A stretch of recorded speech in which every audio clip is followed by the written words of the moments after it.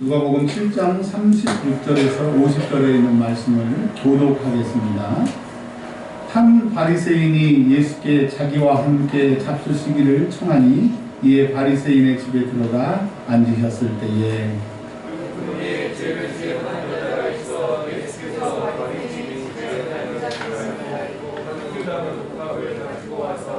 예수의 뒤로 그 발 곁에 서서 울며 눈물로 그 발을 적시고 자기 머리털을 닦고 그 발에 입을 맞추고 향유를 부으니 예수를 청한 바리새인이 그것을 보고 마음에 이르되 이 사람이 만일 선지자라면 자기를 만지는 이 여자가 누구며 어떠한 자고 죄인이 그를 알았으리라 하거든.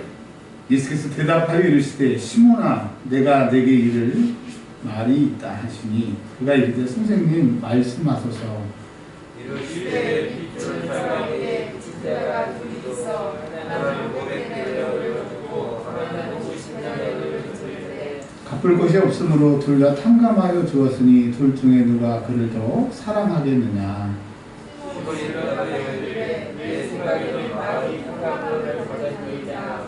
이르시되 내 뜻대로 하시고 그 여자를 돌아보시며 시몬에게 이르시되 이 여자를 보느냐. 내가 내 집에 들어올 때 너는 내 발 씻을 물도 주지 아니하였으되 이 여자는 눈물로 내 발을 적시고 그 머리털로 닦았으며 너는 내게 입맞추지 아니하였으되 그는 내가 들어올 때부터 내 발에 입맞추기를 붙이지 아니하였으며 너는 내 머리에 감람유도 붓지 아니하였으되 그는 향유를 내 발에 부었느니라. 이러고 내가 너에게 말하니 그의 많은 죄가 사하여졌도다. 이는 그의 사랑이 많으니라. 사함을 받으니 저보다는 적게 사랑하느니라. 이에 여자에게 이르시되 내 죄 사함을 받았느니라 하시니 함께 앉은 자들이 속으로 말하되 그가 누구에게 주로 사랑한가 하더라. 함께합니다. 예수께서 여자에게 이르시되 내 믿음이 너를 구원하였으니 평안히 가라 하시니라. 아멘. 기도합니다. 살아계신 하나님 감사합니다. 하나님의 백성을 잃지 않으시고 한 사람 한 사람 불러주셔서 그 마음에 예수 그리스도를 구주로 고백할 수 있는 믿음을 허락하심을 감사합니다. 주 예수님 우리를 구원하소서. 예루살렘 입성 때에 많은 사람들이 외쳤던 것처럼 하나님 우리의 영혼이 주 앞에 외칩니다. 하나님 말씀으로 이 예배로 우리를 회복하시고 삶의 모든 문제도 구원하여 주옵소서. 구원받는 주인공이 내가 되게 하시고 우리 성도들이 되게 하여 주옵소서. 살아계신 하나님의 영이신 성령 하나님 한 사람 한 사람에게 임하여 주셔서 불의 혀와 같이 갈라지는 역사가 우리 각 사람에게 임함으로 오늘 성령의 충만함을 받아 세상에 나아가 담대함으로 예수 그리스도를 증거하는 믿음의 사람들 되게 하옵소서. 구원의 시간이 되게 하여 주시옵소서. 우리 구주 예수 그리스도의 이름으로 기도합니다. 아멘. 할렐루야. 우리 하나님께 영광을 돌립니다. 오늘 본문 말씀의 제목을 내 구주 예수를 더욱 사랑이라고 하는 제목으로 말씀을 증거하도록 하겠습니다.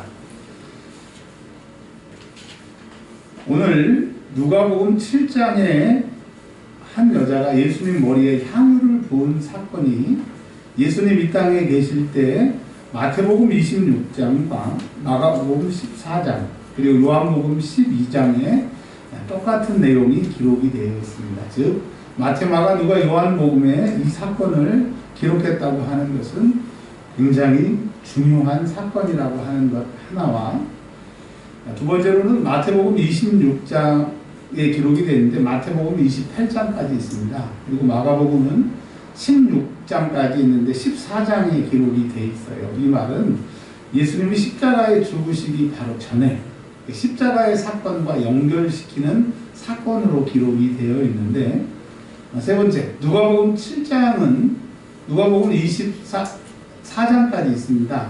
그럼 7장이면 전반부예요. 마태, 마가는 후반부고 즉 중반부에 기록이 되어 있고 누가복음은 앞에 기록이 되었다라고 하는 것은 누가복음을 통해서 이 사건을 통해서 누가가 우리에게 주고자 하는 메시지가 다릅니다. 그래서 나중에 다 찾아서 읽어보시면 마태, 마가, 요한복음은 구제에 대해서 집중적으로 의도가 있습니다. 근데 누가복음은 구제에 대한 것이 싹 빠져 있어요. 똑같은 사건인데 구제에 대해서 얘기하지 않고 예수님이 귀하다, 그런 얘기를 오늘 해주려고 합니다. 자, 그래서 누가복음 오늘 똑같은 사건을 누가복음은 뭘 포인트를 뒀냐면 예수님 사랑에 대해서 두고 있다라고 하는 것을 가지고 시작을 하려고 합니다. 그리고 마테마가 요한복음에는 나사로의 집에서 또 혹은 베단이라고 하는 지역에 이 시몬이라고 하는 사람의 집에서 기록되어 있는 것으로 장소가 다 각각 다르게 기록이 되어 있습니다. 그러면 성경이 다른 얘기를 하고 있냐, 그런 것이 아니고요. 이 향유 부은 그 여인의 사건을 통해서 마태와 마가와 누가가 또 요한이 우리에게 하시고자 하는 하나님의 메시지가 다르다라고 하는 거예요. 그래서 여러분, 이 장소의 포인트가 아니라 주님이 뭘 나에게 말씀하시는구나, 그 참뜻을 깨닫는 시간이 되기를 바랍니다. 오늘 이제 누가복음의 시작을 하겠습니다. 누가복음에는 예수님이 안식일날 예배를 드리시고 이제 예배 후에 각자 돌아가서 식사를 해야 되는데 한 바리새인이, 바리새인, 서기관 이런 사람들은 예수님하고 상종을 안 했어요. 왜? 율법을 어긴다고 했고 율법보다 더 크다고 그랬고 모세보다 더 훌륭하다고 그러니까 아니 목수의 아들이 어떻게 저렇게 발칙한 발언을 하나? 라고 예수를 믿지 않을 뿐더러 부정하고 대항하고, 또 마태복음에 보면 낭떠러지에서 밀어서 죽이려고 하는 사건까지 지금 있는 상황에 그래도 예수님은 늘 안식일에 회당에서 예배를 드리셨어요. 그 예배를 마친 후에 한 바리새인이 이렇게 얘기합니다. 자기 집에 와서 식사를 대접하겠다고. 그래서 예수님이 바리새인의 집에 들어가시는 것이 오늘 본문의 배경입니다. 물론 식사 자리는 아무나 들어오는 것이 아니고 초청받은 사람들만 들어올 수 있는데 가끔 초청받지 않는 불초청자들이 참석하기도 했습니다.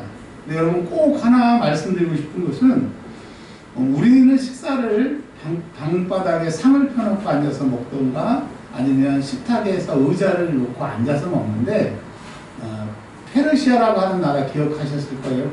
그 성경에서는 파사라고 나오는 이 바벨론으로 포로로 끌려간 다음에 페르시아로 끌려간 다음에 거기서부터 이스라엘이 배워와서 식사를 어떻게 하냐면 누워서 합니다. 지금도 이스라엘 사람들은 식당 가는 거 말고 자기 집에서는 누워서 비스듬히 팔 개고 누워서 먹습니다. 그래서 손님들을 초청하면 제일 중요한 손님을 가운데다 앉히고 왼쪽 오른쪽에서 그 초청한 그 주인이 수중을 들어주는 거예요. 여러분 식사 그러면 우리는 앉아서 먹는 걸 생각하는데 이 성경에 나오는 식사 그러면 비스듬히 누워서 식사한다고 하는 것을 꼭 기억하시길 바랍니다. 아셨죠? 지금 예수님이 바리새인 집에 가셔서 누워서 식사를 하시는 거예요. 그럼 다 이렇게 누워가지고 비스듬히 누워서 식사를 하고 있을 때 37절에 그 동네에, 그러니까 마태, 마가, 요한복음에는 베단이라고 하는 지역을 얘기를 해주고 있는데 누가는 그 지역을 빼버렸어요.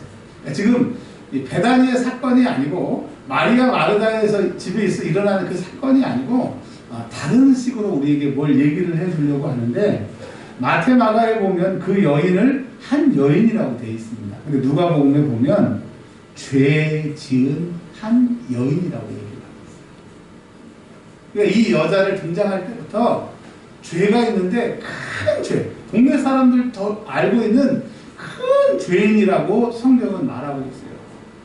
여러분, 이 죄 많은 여자를 통해서 주님이 뭘 말씀하려고 하시냐면 여러분이 예수님 만나서 내가 죄인이라고 하는 것을 얼마나 절실하게 느끼느냐, 내가 예수의 피로 죄사함을 받았는데 이제까지 내가 지은 죄, 또 내가 앞으로 지을 죄가 얼마나 큰지를 이걸 절실히 절감하는 사람만이 예수님을 깊이 사랑할 수 있다는 거예요. 왜 우리의 믿음이 연약해요? 왜 신앙생활에 힘이 없어요?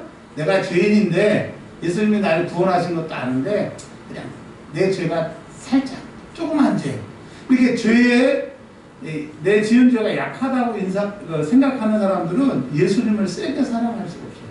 근데 율법에 보면, 구약에 보면 죄의 경중 없이 사망이라고 했어요. 큰 죄나 작은 죄나 사망이라고 하는 거예요.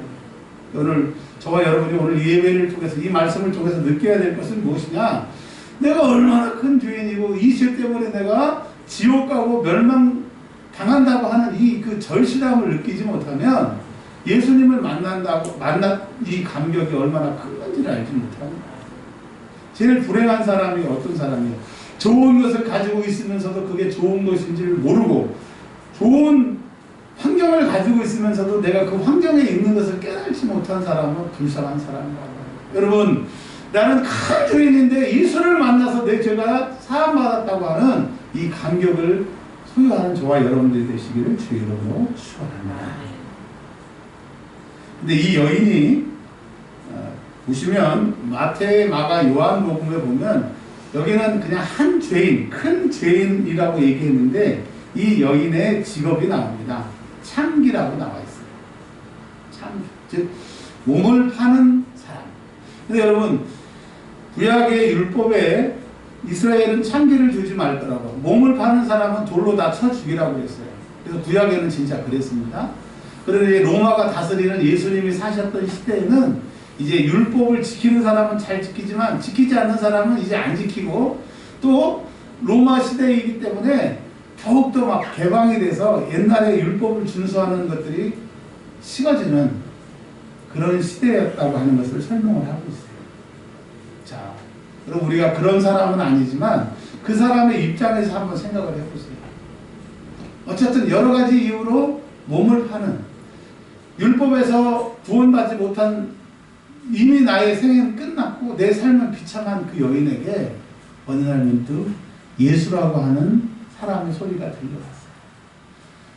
세리도 죄인도 어떠한 죄를 진 사람도 이 사람을 만나면, 이 사람의 사랑을 받으면, 이 사람을 믿으면 하나님께로 나아갈 수 있는 새로운 길이 열렸다고 합니다. 자기는 율법밖에 구원이 없다고, 율법으로는 자기가 구원받을 수 없는 절망의 그 순간에 예수라고 하는 복음이 들려왔다고 합니다. 처음에는 이게 말이 되나? 이럴 수 있나? 그러나 그 예수의 소문을 들으면 들을수록 나에게 새로운 길이 열렸구나. 그 큰 절망이 예수를 통해서 큰 기쁨으로, 소망이 없으면 예수를 통해서 소망이 생기는 그 여인에게는 이제 살 수 있는 그 길이 열렸어요. 그래서 예수님은 내가 곧 길이라고 말씀하십니다. 그 여인에게는 예수님 말고는 끝인데, 이 세상에서도 저주받고 지옥 가야 되는 내가 예수 만남으로 회복이 있고 하나님께 나아갈 수 있다고 하는 큰 기쁨이 그에게 생겼다고 합니다. 그럼 예수가 뭐예요? 예수님이 뭐예요? 죄와 허물로 죽었던 나, 이 현실의 문제를 타개할 수 없는 절망적인 나에게 예수님이 오셔서 그 예수를 믿으면 새로운 길이 열린다고 하는 그리스도. 이 예수는 죄의 문제, 그리스도는 우리의 삶의 문제를 해결해 주시는 왕이시잖아요. 이거를 정말 믿는 사람은 예배를 드리는 것, 하나님을 섬기는 것이 너무너무 기쁩니다. 여러분, 왜 우리 예배가 역동성이 없어요? 예배 드리면 왜 기쁨이 없어요? 예배 왜 능력이 없어요? 그 감격을 잃어버렸기 때문에, 그 감격이 적기 때문이라고 하는 거예요. 그럼 오늘 뭘 말씀하시기를 원하시는 거예요? 내가 얼마나 절망적이고 나에게 소망이 없었다고 하는 것을 깨달은 순간 우리에게 절망이 끝이잖아요. 근데 예수를 만남으로 우리에게 길이 열렸다고. 그래서 이 예수를 발견하고 이 기쁨을 발견한 사람만이 예수를 온전히 찬양하고 예배하고 감사할 수 있는 거예요. 너 왜 웃니? 너 왜 기뻐하니? 나에게는 이제 살 길이 열렸어. 그 길이 예수라고 하는 거예요. 여러분, 우리가 예수님을 믿습니다. 오랫동안 신앙생활을 합니다. 그런데 내 삶도, 내 생각도, 내 믿음도 변화시키지 못하는 예수, 다른 말로 복음, 나를 변화시키지 못하는 그 복음이 다른 사람에게 무슨 능력이 있겠습니까? 그러니까 나를 변화시키지 못하는 복음은 복음이 아닌 거예요. 여러분이 가지고 있는 그 신앙이 여러분의 삶과 신앙생활과 환경을 바꿀 수 없다고 하면 그거는 참 복음이 아닙니다. 예수님의 복음이 가짜라는 것이 아니라 여러분이 알고 있는, 여러분이 믿고 있는 신앙생활이 가짜라고 하는 거예요. 그러면 안 되잖아요. 가짜는 구원이 없어요. 가짜는 이 현실적인 삶을 해결받을 수 없어요. 저와 여러분들이 예수님이 얼마나 대단한 것인지를 깨닫는, 그리고 내가 얼마나 죄인인 것을 깨닫는 은혜의 시간이 되시기를 주의 이름으로 축원합니다. 근데 이 여인이 몸을 팔아서 돈을 그래도 벌었나 봐요. 그리고 그 여인이 다른 데에서는 300데나리온이라고 합니다. 즉 1년치. 생각해 보세요. 몇 천만 원 아닐 겁니다. 그 여인이 그걸 향유를 사가지고 예수님 앞에 나옵니다. 38절 그 상황으로 우리가 한번 들어가 보겠습니다. 예수님이 지금 누워 계시죠? 그러니까 등 뒤로 그 여인이 다가간 거예요. 그리고 그 발 곁에 서서, 이스라엘 사람들은 샌들 신고 다니고 양말을 안 신으니까 예수님이 양말이 발이 다 드러난 상태에서 누워 계신단 말이죠. 근데 그 여인이 서서 예수님 발 앞에 섰어요. 그리고 두 번째는 울었어요. 왜 울었을까요? 나는 이 세상에서도 다른 사람에게 욕먹는 그런 직업, 그리고 이렇게 살다가 지옥 가야 될 나에게 어느 날 예수라고 하는 그분이 하나님의 아들이 오셔서 구원받을 수 있는 길이 열렸으니, 그런데 그 예수를 직접 자기가 만났으니 그 예수를 만나고 눈물이 어떻게 흘리지 않겠어요? 그럼 예배생활이 지겹습니까? 기도하는 것이 힘듭니까? 우리가 예수를 만난 그 눈물이 회복이 돼요. 여러분, 은혜는 언제부터 시작이 되느냐? 성령은 언제부터 그 사람에게 역사하느냐? 성령의 능력이 언제부터 임하느냐? 눈물이 회복될 때, 구원의 감격이 회복될 때. 어떤 성도님이 그러시더라고요. 우리 목사님 맨날 운다고, 운보라고. 맞아요. 눈물이 많기도 하지만 제가 우는 것은 두 가지 이유예요. 하나는 내 삶이 너무 비참해서. 저는 제 인생이 이렇게 될지 몰랐어요. 제 인생이 이렇게 힘들 줄 몰랐어요. 3년 인생, 변방 인생, 변두리 인생으로 제 인생이 이렇게 끝날지 몰랐어요. 그래서 우는 것이고, 또 하나는 하나님이 나의 희망이기 때문에 하나님의 은혜로 지금까지 살아왔고, 하나님이 이 현실을 타개하실 거고 앞으로 하나님이 일하실 것을 믿기에 기쁨의 눈물을 흘립니다. 여러분, 오늘 예수님 앞에 눈물이, 우리의 영혼이 예수님을 바라봄으로 눈물이 터져지는 이 예배가 되시기를 축원합니다. 세상에 나가서 울면 놀려요. 세상에서 나가면 우리를 불쌍히 여기지 않아요. 그러나 예수님 앞에 올 때 또 눈물이 그냥 나오나요? 그 예수님의 그 은혜가 감사해서, 내가 받은 은혜가 감사해서 눈물 흘리는, 눈물이 회복되는 이 시간이 되기를 주의 이름으로 축원합니다. 눈물을 계속 흘렸어요. 얼마나 눈물이 많이 흘리는지 예수님 발에 뚝뚝 떨어지는, 닦아도 예수님 발 위에 떨어져도 그 눈물이 펑펑펑 쏟아지는. 왜 그런 눈물이 나오죠? 이 예수님이 나를 위해 오셨구나. 이 예수님 때문에 내가 살게 있었구나.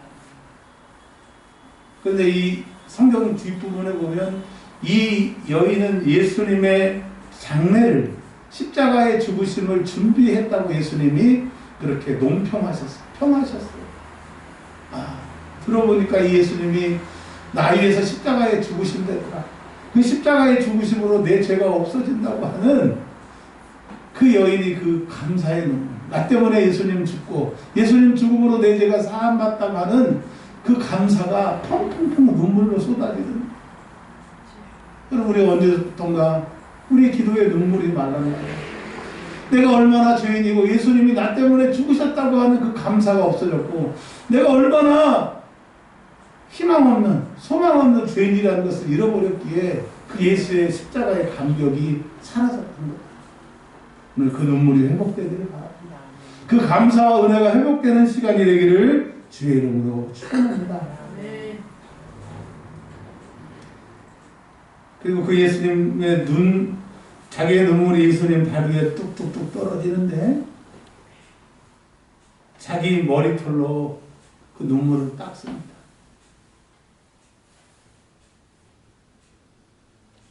중동의 문화는 여자들을 얼굴 빼놓고는 머리부터 다 가리는 문화가 있어요. 그리고 성경에 여자의 그 면류관은 머리라고 했어요. 그러니까 자기가 제일 귀하게 여기고 사랑하게 여기는 그 머리로 자기 떨어진 눈물을 닦고 향유를 그 예수님 발에 붓습니다. 300데나리온이라고 하는 그의 전 재산이겠죠.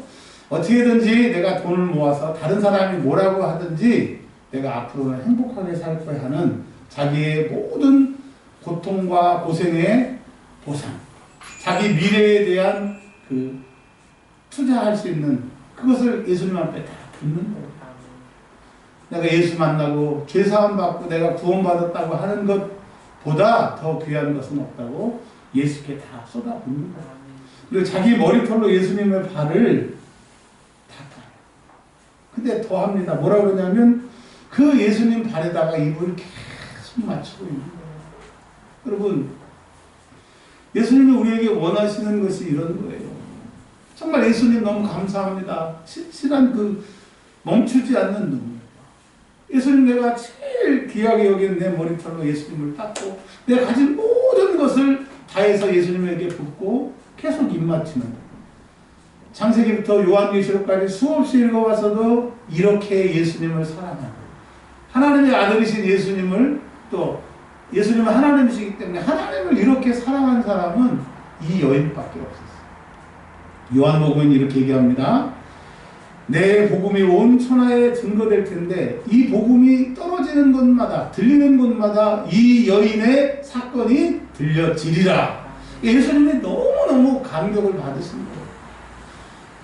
예수님이 만난 수많은 사람 중에서 가장 큰 죄를 지은 사람의 대표일 수도 있지만 예수님이 만난 수많은 사람 중에 가장 그 자기의 죄를 용서해 주심을 감사한 대표적인 여인의 이 모습을 통해서 성경은 뭘 말씀하고 계시는 거예요? 너희 죄가 얼마나 크고 내가 죽을 수밖에 없다고 하는 이 절망을 크게 깨달으면 깨달을수록 예수님을 사랑한다고 하는 거예요.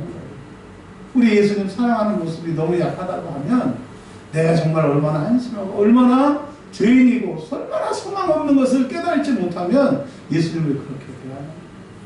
여러분, 이런 말 있지 않습니까? 남편을 왕으로 대접하면 자기가 왕위의 대접을 받는 거예요.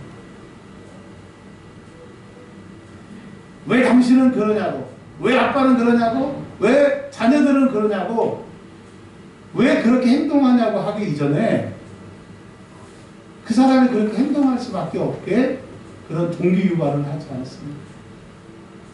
다 그 사람 잘못입니까? 나는 옳은데 당신은 틀리다고 관계의 개선을 바꾸려고 하면 자기 행동을 돌아봐요. 예수님, 왜 이렇게 나에게 모질게 하세요?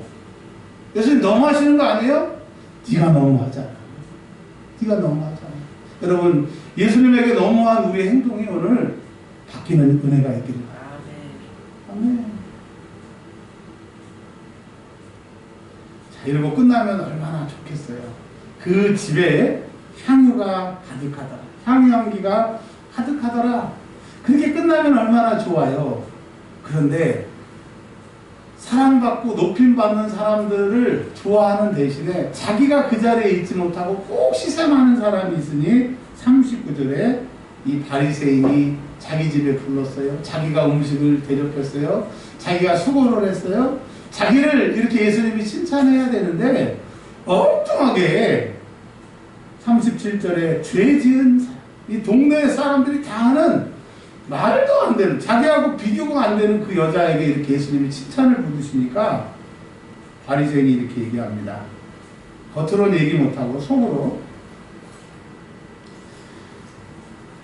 40절에 보면 이 사람이 예수님을 뭐라고 불렀냐면 선생님이라고 부릅니다. 선생님. 그러니까 이 바리새인은 예수님을 선생님이고, 즉 선생님은 랍비입니다. 즉 이스라엘 사람들에서 존경받고 율법을 해석해주는 존경받는 사람 중에 하나로 이 사람은 예수님을 초청을 했죠. 그런데 이 여인에게 일어난 사건을 보고 속으로 39절에 이렇게 얘기합니다. 이 사람이 만일 선지자라면, 자, 여러분 우리는 선지자 그러면 와닿는 게 없는데 이 당시에 이 예수님의 말씀을 듣고 있는 이스라엘 사람들은 선지자 하면 엘리야, 엘리사 이 사람들을 딱 생각합니다. 그리고 하나님이 그 사람 입에 말을 넣어서 하나님의 그 말을 직접 전하는, 즉 하나님을 보고 하나님의 능력을 가지고 있는 선지자보다 랍비보다 훨씬 우위에 있는 하나님의 사람을 선지자라고 표현하는 거예요. 그러니까 이 사람은 예수님을 선지자라고, 즉 랍비 이상이라고 믿지도 않아요.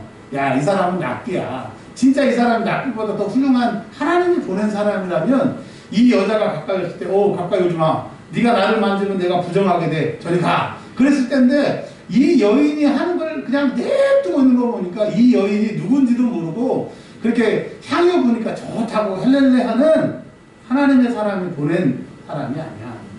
하나님이 보낸 그런 능력 있는 사람이 아니야라고 마음속에 예수님을 괜히 초청했네. 예? 난 그래도 랍비 이상으로 그런 능력이 있는 줄 알고 불렀는데 여러분 똑같은 예수님을 만났는데 어떤 사람은 그 예수님을 만나서 너무 감격하고 죄사함을 받고 그리고 결론 50절에 보면 평안히 가게 하는, 그 평안히 가게 하라고 하는 뜻이 무엇인지 나중에 설명을 드리겠지만, 그런데 진짜 자기가 예수님을 초청해놓고 복받아야 될 자기는 여러분 예수님의 행동을 자기가 생각하고 자기가 시험 드는 거예요. 예수님은요 하나님이십니다. 아멘. 예수님은 우리의 구원자세요. 아멘. 근데 우리가 그분을 잘 모르고 오해함으로 이제까지 우리가 상처받았다니까요. 여러분 예수님 우리를 상처 주시는 분이 아니고 그분은 우리를 구원하러 오시는 구원자예요. 우리 그분을 똑똑히 깨닫는 눈이 있기를 주의 이름으로 축원합니다. 그냥 예수님이 속으로 그렇게 하는 걸 보고 그냥 모른 체 하고 가시면 좋은데 40절에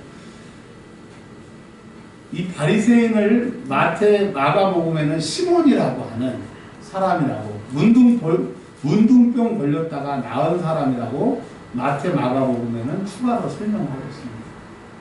자, 그러면 마가에 있는 내용을 갖다 쓰면 이런 겁니다. 야, 이 사람아, 너 문둥병 걸렸잖아. 근데 내가 너 고쳐줘서 멀쩡하게 됐잖아. 문둥병은 죽음이고 세상 사람들과 같이 만나지 못하기 때문에 죽을 때까지 고통받고 죽을 때까지 외롭게 죽어야 되는데 내가 너를 이렇게 살렸잖아. 그런 말씀을 담아가지고 예수님이 이렇게 얘기하는 거예요. 시몬아, 내가 너에게 이를 말해.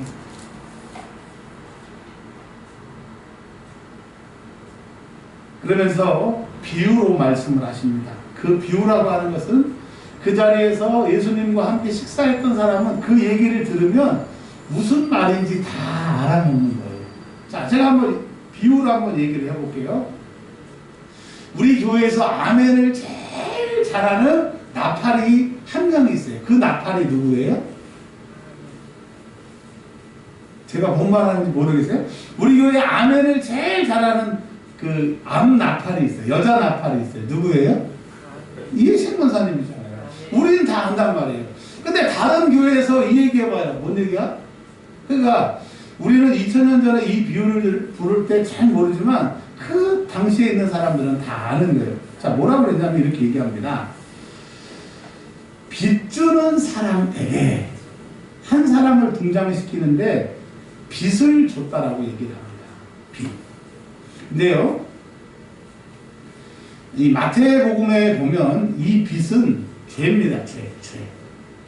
마태와 누가복음을 이렇게 비교해 보면 마태복음은 죄 지은 사람이라고 얘기를 하는 거예요. 그러니까 우리는 하나님 앞에 죄를 지은 사람, 빚진 사람이에요. 자, 빚은 갚아야 돼요? 안 갚아야 돼요? 갚아야 돼요. 안 갚으면 어떻게 돼요? 자기를 팔든지 자녀를 팔아서 갚아야 돼요. 그러니까 우리는 죄의 문제를 해결하지 못하면 지옥 가게 되는 거예요. 근데 우리는 우리의 이 죄의 문제, 빚의 문제를 해결할 수 없는데 하나님이 그의 아들을 우리 빚값으로, 죄값으로 보내줬어요.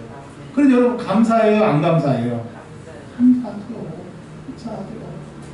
나에게는 방법이 없는데, 이 죄와 이 빚을 갚을 수 있는 방법이 없는데 하나님이 나를 사랑하사 아들 보내셔서 내 죄의 빚값을 갚게 하셨거든요. 근데 구약에는 죄는 경중 없이 사망이라고 그랬습니다. 죄 짓는 사람은 크나 작으나 지옥 가야 되는데, 한 사람은 500데나리온, 한 사람은 50데나리온이라고 말하는 것은 우리가 생각하기에 큰 죄인, 작은 죄인이라고 생각하는데 그렇지 않아요. 하나님 보시기엔 죄는 다 죄예요.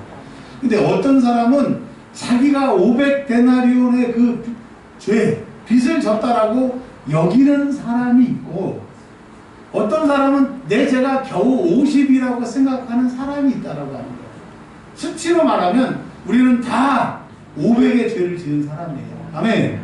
근데 어떤 사람은 자기는 500을 져놓고도 50 졌다고 생각하니까 그 죄를 사함받고 빚을 탕감받아서 나는 50 받았으니까, 탕감받은 거 알아요. 감사한 것도 알아요. 근데 50이라고 알기 때문에 50만큼 감사하는 거예요. 뭘 얘기하는 거예요? 너의 지식이 잘못됐다. 여러분, 우리는 작은 죄인이에요? 큰 죄인이에요? 죄인이에요.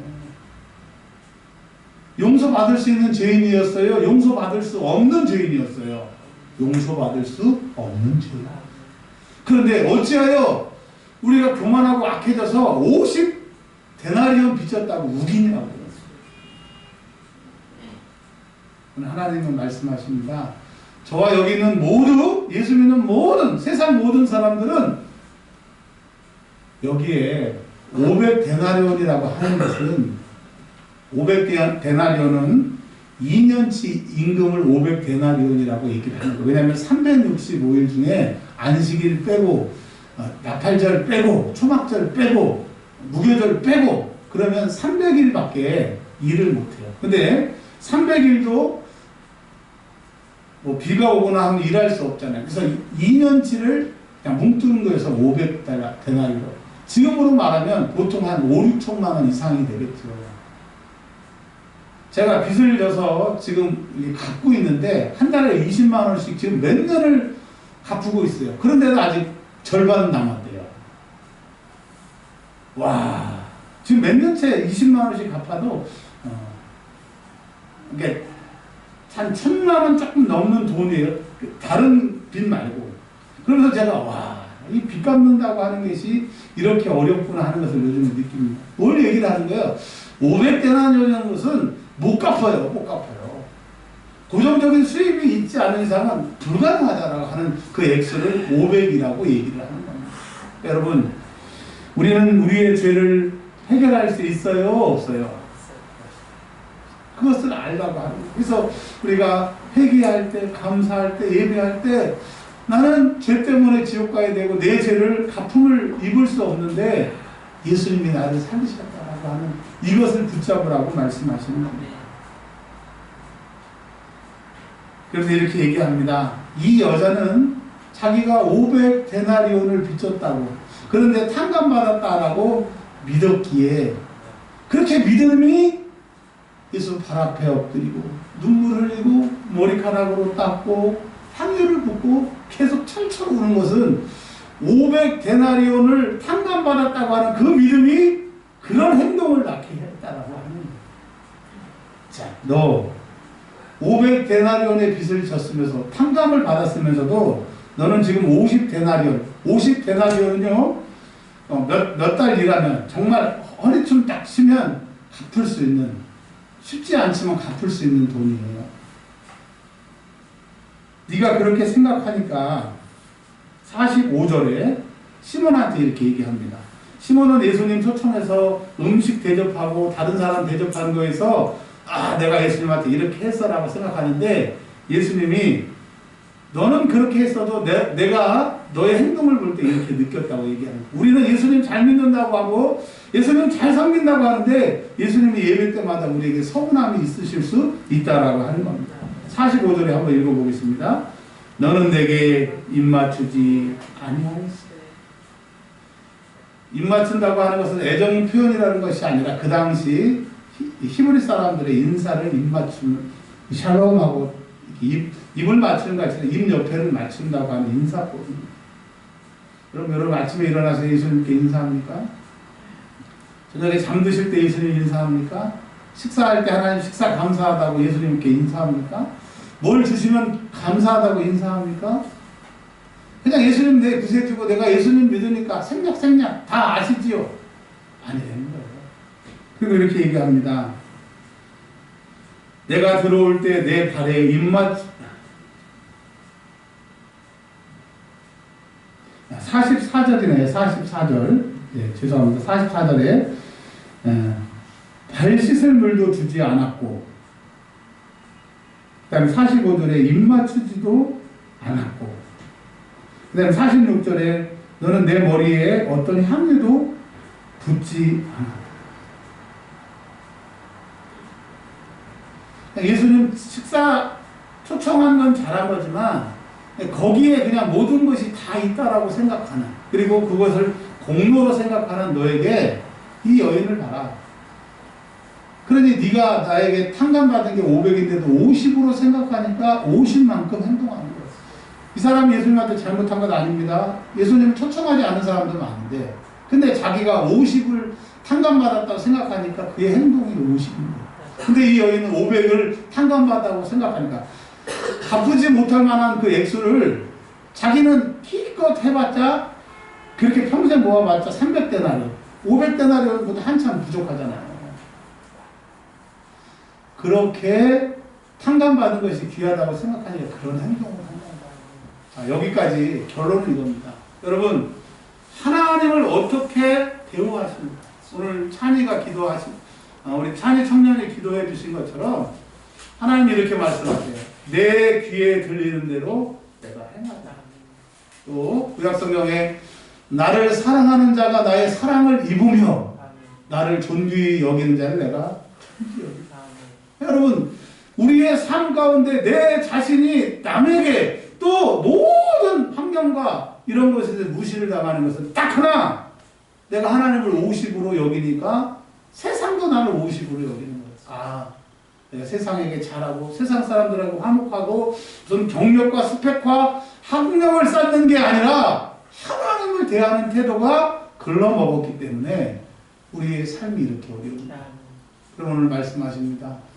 너의 행위를 고치고 조사하고 하나님께로 돌아와라. 뭘 말씀하시는 거예요? 하나님을 존귀히 여기는 사람이 되기를. 그래서 우리에게 가르쳐 주신 기도로 너희 하나님의 이름이 그렇게 여김을 받게 해달라고 우리가 기도하는 것처럼 여러분 다른 거 말고 내가 내 하나님의 이름을 거룩히 여기길 바랍니다. 하나님을 존귀히 여기는 500데나리온의 빚을 탕감받은 자의 그런 은혜로 사시기를 바랍니다. 내 구주 되신 예수님, 나의 아버지 되신 하나님을 더 귀하게 여기는 그 은혜를 깊이 생각하는 저와 여러분이 되셨으면 합니다. 47절에 44절부터 보겠습니다. 예수님이 그 여자를 돌아보셨어요. 그 여자를 쳐다보시고 시몬에게 이르셨다라고 합니다. 시몬과 예수님이 대화를 하고 있는데 예수님은 시몬을 보기도 전에 그 여인에게 눈이 가 있는 거예요. 뭘 얘기를 하는 거예요? 세상 사람들은 판사, 검사, 변호사, 국회의원, 대통령, 장관, 차관 이런 사람들에게 전부 시선이 가 있어요. 그리고 9시 뉴스에는 제일 높은 사람들의 사건, 사고가 계속 그들의 말이 계속 나와 있어요. 세상은 그런 사람들에게 관심을 기울이고 있지만 예수님의 관심은 내가 얼만큼 죄인이고 얼마나 그 죄를 탕감받는 것이 큰 것을 깨닫는 사람에게 예수님에게 시선이 가 있다라고 합니다. 여러분, 우리 남은 인생에 예수님의 시선이 우리에게 머무는 인생이 되시길 바랍니다. 그런다고 하면 우리의 인생이 얼마나 아름답겠어요. 구약의 다윗을 이렇게 말씀하고 계십니다. 다윗은 하나님 마음에 신약의 표현으로 말하면 예수님의 시선을 빼앗아간 자, 예수님의 시선이 머무는 사람, 그 사람을 구약에서는 마음이 합한 사람이래요. 즉 우리식으로 표현하면 내 마음을 뺏겼어. 내 마음이 그 사람한테 갔어. 즉 내가 사랑하는 사람을 그렇게 표현하죠. 예수님은 어떤 사람을 사랑하시느냐? 내 죄가 크다. 내가 예수님 때문에 이 큰 죄에서 탕감받았다. 예수님의 은혜가 너무 감사하다. 그런 사람에게 시선이 머무신다고 하는 겁니다.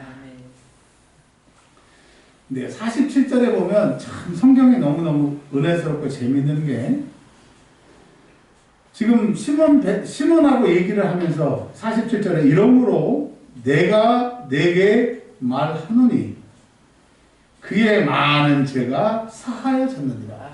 예수님이 그 여인에게 야 너의 모든 죄가 사함받았어 라고 지금 얘기하시는 게 아니에요. 그 뒤에는 직접 얘기하시지만 그 전에 시몬한테 그 여인의 죄가 회개됐다고 얘기를 하는 거예요. 뭐라 그러냐? 야, 이 여인이 그 많은 죄가 사함받았대요. 오늘 37절에 그 동네에 죄를 지은 한 여자가 있어요. 즉 많은 죄를 지은 여자가 있었는데 47절에 그의 많은 죄가 사해졌대요. 그 여인한테 말하는 게 아니라 시몬한테 지금 얘기를 하는 거예요. 지금 시몬을 약 올리려고 하는 게 아니고 시몬아 봐라. 네가 저 여자를 그렇게 책망하고 욕하고 사람들이 죄인이라고 그러지만 그가 그 죄가 얼마나 많고 예수님이 그 죄를 사해준 것을 믿었을 때 그 죄가 사함받는 것처럼 너는 그 큰 죄를 사함받았고 있으면서도 50밖에 탕감받았다고 생각 안 하니까 네가 나에게 이렇게 행동하지 않는가. 그 예수님은 이 시몬을 욕하고 이 여인을 칭찬하려고 하는 것이 아니라요. 누가복음은 이 복음이 주어진 사람들이 누가 공동체 안에 부자도 바리새인도 대제사장의 종들도 많은 사람들이 누가 교회, 그러니까 누가 공동체에 있었는데 예수님은 이 시몬도 사랑하시고 이 여인도 사랑하셨기 때문에 둘 다 500데나리온을 탕감받는 그 마음을 알라고 지금 이 두 사람에게 말씀하시는 거예요. 그러니까 지금 이 시몬을 되게 혼내고 넌 나쁜 놈 그러는 게 아니라 예수님은 그 여인도 사랑하고 이 시몬도 그 은혜를 깨닫기 위해서 말씀하십니다. 그럼 오늘 우리가 이 말씀을 왜 들어야 됩니까? 여러분 정말 주님이 여러분을 사랑하세요. 아멘. 정말 하나님이 나를 사랑하세요. 그런데 우리는 내가 얼마나 죄인인지를 잘 모르고 얼마나 큰 사랑을 받았는지를 모르기 때문에 그만큼 행동을 해요. 근데 이 시간 갚을 수 없는 그 빚을 예수님이 나에게 위하여 갚으셨고 십자가의 죽으심으로 내가 그 빚이 갚아졌으니 이제 내 모든 것을 다하여서 그분을 사랑하리라고 하면 어떠한 결과가 일어나는지 이 여인에게 일어났던 결과가 우리에게 일어날 것입니다.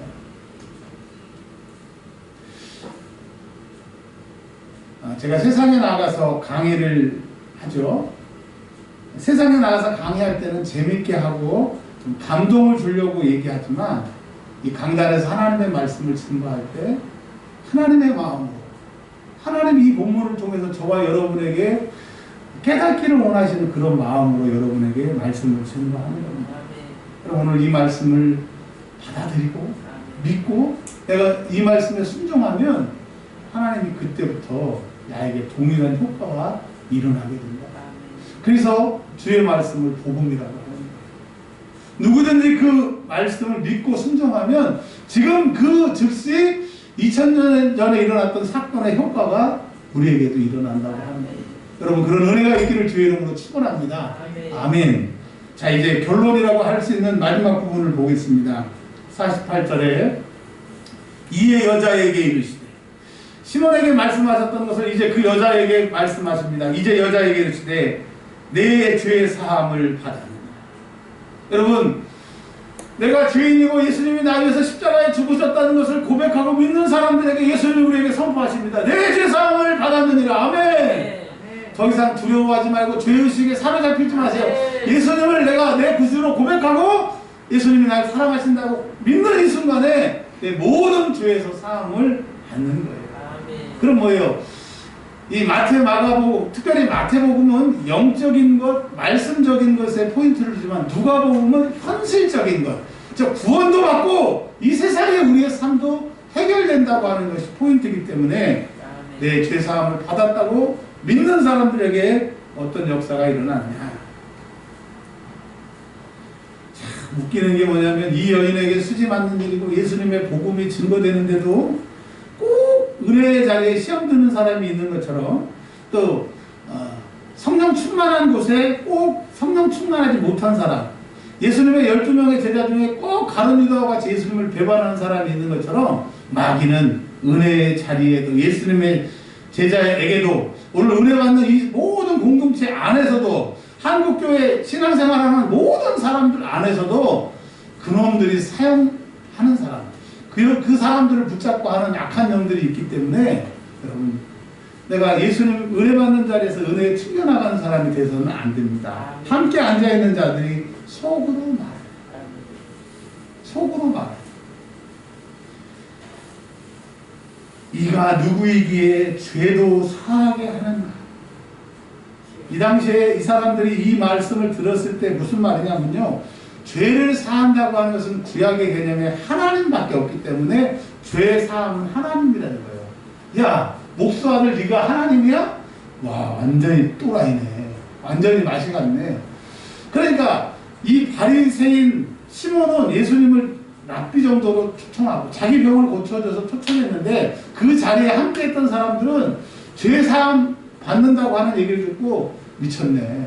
지가 하나님이야? 그러니까 은혜의 자리에도 별 여러 가지의 모습들이 있다고 하는 거예요. 여러분, 오늘 지금 예배를 듣는 사람들 가운데도 저와 여러분을 포함해서 은혜 받는 사람이 있고 그냥 늘 하는 소리라고 듣는 사람이 있고 듣기 싫어 라고 하는 사람들이 있는데 마태, 마가, 누가, 요한복음에 보면 결단, 내가 어떻게 반응하느냐에 따라 결론이 달라진다고 하는 거예요. 이제까지는 우리가 큰 죄를 사함받았는데 작은 죄 사함받은 것처럼 행동했기에 하나님을 귀하게 여기지 않았기에 세상이 나를 그렇게 귀하게 여기지 않는 거예요. 근데 오늘 내가 결단하고 정말 예수님의 그 말할 수 없는 큰 빛을 탕감받은 것처럼 예수가 나의 구원이라는 것을 믿으면 그 믿는 대로 내 삶과 환경이 바뀐다. 아멘. 자, 50절의 결론입니다. 그 여자가 향이 요만한 그 뭐라 그러죠? 돌로 만든 요만한 것.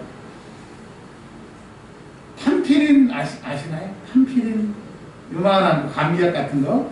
예, 고만한 걸 가지고 그게 한 3천만 원 이상 되는 걸 가지고 그 여인이 집 앞을 나섰을 거예요. 그 안식일 날 이것을 가지고 나갔을 거예요. 그러면서 마음속에 내가 예수님한테 나가야 되나? 말아야 되나? 다른 사람이 뭐라 그러면 어떡하지? 이거 어떻게 내가 이렇게 모은 향인데 그 마음속에 갈등이 있었어요. 그런데 그 여인은 그 갈등을 이기고 초청받지 않는 그 자리에 왔어요. 사람들이 그 여인이 나타났을 때 말하지 않지만 속으로 수근수근거렸어요. 아니, 저 죄인이 어떻게 와? 야, 뻔뻔하네. 이 밝은 낮에 어떻게 와? 근데 그 여인은 그 시선을 다 물리치고 예수님에게 왔어요. 여러분, 예수님에게 나아가지 못하도록 하는 내 자신, 다른 사람의 시선, 그것 때문에 우리가 망하는 거예요. 여러분, 나는 내 편이 돼서 예수님께 나가야 돼요. 나는 내 편이 돼서 예수님께 나가기를 방해하는 것들을 다 뚫고 나가야 돼요. 자, 저 미친 것들 지금 코로나가 이렇게 평만하고 사람들이 다 두려워 떠는데 지들끼리는 예배를 드리고 뭐 저러냐고 세상 사람들이 얘기하고 있어요. 그러나 여러분, 그 사람들의 그 소리가 우리를 살리는 게 아닌 거예요. 아멘. 자, 그 여인이 그 모든 것을 뚫고 예수님을 바라볼 때 그 은혜가, 감사가 나오는 것처럼 여러분, 우리는 예수님을 바라보기를 바랍니다. 예수님을 만나기를 바랍니다. 그랬더니 그 예수님이 그 여인에게 이렇게 얘기하시는 거예요. 예수께서 여자에게 이르시되 예수님은 하나님이십니다. 하나님이 그 당시에 가장 죄인의 최고의 악한 질이 안 좋은 구원받을 수 없는 그 여인에게 직접 말씀하시는 거예요. 여러분 그렇게 생각하지 않으세요? 한국에서 제일 죄인이 누구예요? 전두환이요? 아니다. 나에게 나를 제일 망치는 죄인이 누구예요? 나는 죄 때문에 태어났고 죄로 인해서 살다가 죄로 인해서 망해야 될 난 소망 없는 그 큰 죄인이 나예요. 여러분 이것이 깨달아지니까 내가 주일날 교회에 나가주지, 교회에 댕기지, 내가 예수 믿어주지가 아니라 그 예수님을 내가 만나지 않았다고 하면, 그 예수님이 안 계셨다고 하면 나는 절망의 끝이라고 하는 거예요. 여러분 예수 믿는 거 감사하시고요. 예수님이 내 구세주 되신 거 감사하고요. 나를 찾아와서 주의 백성 삼으신 것을 진심으로 감사하는 저와 여러분 되시길 주님을 축원합니다. 예배는 하나님이 나에게 말씀하십니다. 예배는 하나님이 나의 모든 죄를 용서해 주시는 것이고 삶의 모든 좌절과 고통을 해결해 주시는 겁니다. 그럼 예배에 성공하세요.